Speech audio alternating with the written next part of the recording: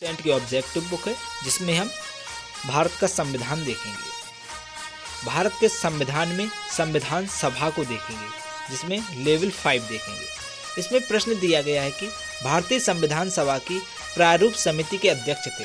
भारतीय संविधान सभा की प्रारूप समिति के अध्यक्ष कौन थे? डॉक्टर भीमराव अंबेडकर। 11 दिसंबर 1946 की बैठक में समितियों, उपसमितियों तथा संविधान सभा के अध्यक्ष की सहायता के लिए सर बेनेगल एन राव को संविधान सभा का संवैधानिक सलाहकार नियुक्त किया गया। सभा के संवैधानिक सलाहकार सर वीएन राव ने अक्टूबर 1947 में संविधान का पहला प्रारूप तैयार किया था, जिसमें 243 अनुच्छेद और 13 अनुसूचियां थीं। 29 अगस्त 1947 को संविधान सभा ने एक प्रारूप समिति का निर्वाचन किया। डॉक्टर भीमराव अंबेडकर समिति के सभापति नियुक्त हुए। प्रारूप समिति के सदस्यों की संख्या 7 थी, जो इस प्रकार है। डॉक्टर भीमराव अंबेडकर इसके अध्यक्ष थे। एन गोपालास्वामी अयंगार, अल्लादी कृष्णा स्वामी अय्यर, कन्हैयालाल मणिकलाल मुंशी, सैयद मोहम्मद सादुल्ला और एन माधवराव जो है बीएल मित्र के स्थान पर, और टीटी कृष्णाचारी 1948 में डीपी खेतान की मृत्यु के बाद आए थे। अगला प्रश्न है, संविधान सभा के प्रारूप समिति में सदस्यों की संख्या कितनी थी? सदस्यों की संख्या थी 7। ठीक है। अगला प्रश्न है, निम्न में से कौन भारतीय संविधान की प्रारूपण समिति के सदस्य नहीं थे? कौन सदस्य नहीं थे? राजेंद्र प्रसाद, डॉक्टर राजेंद्र प्रसाद इसके सदस्य नहीं थे। गोपालास्वामी अयंगार थे, अल्लादी कृष्णस्वामी थे, बीआर अंबेडकर थे। अगला प्रश्न है, निम्नलिखित में से कौन प्रारूप समिति का सदस्य नहीं था? जवाहरलाल नेहरू इसके सदस्य नहीं थे। अगला प्रश्न है, संविधान की प्रारूप समिति के समक्ष प्रस्तावना का प्रस्ताव किसने रखा था? संविधान की प्रारूप समिति के समक्ष प्रस्तावना का प्रस्ताव किसने रखा था? जवाहरलाल नेहरू ने रखा था। संविधान सभा की प्रारूप समिति की नियुक्ति 29 अगस्त 1947 में की गई। भारतीय संविधान सभा की प्रारूप समिति के अध्यक्ष डॉक्टर बीआर अंबेडकर थे। संविधान की प्रारूप समिति के समक्ष प्रस्तावना का प्रस्ताव जवाहरलाल नेहरू ने रखा था। अगला प्रश्न है, संविधान सभा में सभी निर्णय किस आधार पर लिए गए?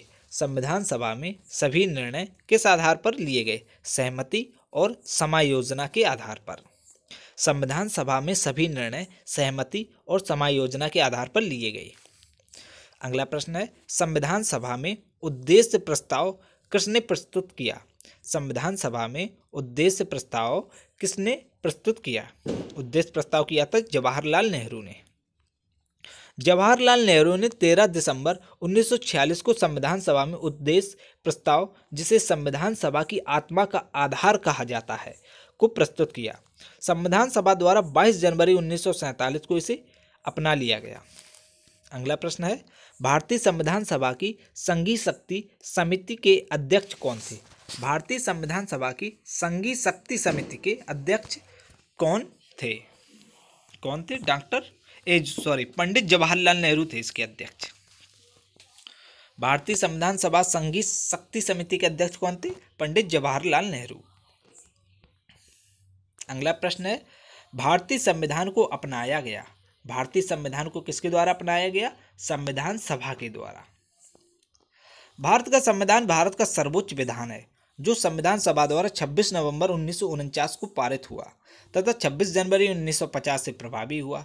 यह दिन 26 नवंबर भारत के संविधान दिवस के रूप में घोषित किया गया है, जबकि 26 जनवरी का दिन भारत में गणतंत्र दिवस के रूप में मनाया जाता है। भारत का संविधान विश्व के किसी भी गणतांत्रिक देश का सबसे लंबा संविधान लिखित संविधान है। अगला प्रश्न है, भारत को एक संविधान देने का प्रस्ताव संविधान सभा द्वारा पारित किया गया। भारत को एक संविधान देने का प्रस्ताव संविधान सभा द्वारा पारित किया गया था। कब पारित किया गया था? 22 जनवरी 1947 को। 22 जनवरी 1947 को संविधान सभा द्वारा भारत को एक संविधान देने का उद्देश्य प्रस्ताव पारित किया गया। उद्देश्य प्रस्ताव को 13 दिसंबर 1946 को संविधान सभा में जवाहरलाल नेहरू द्वारा पेश किया गया था। आगे चलकर यही उद्देश्य प्रस्ताव प्रस्तावना का प्रारूप बना।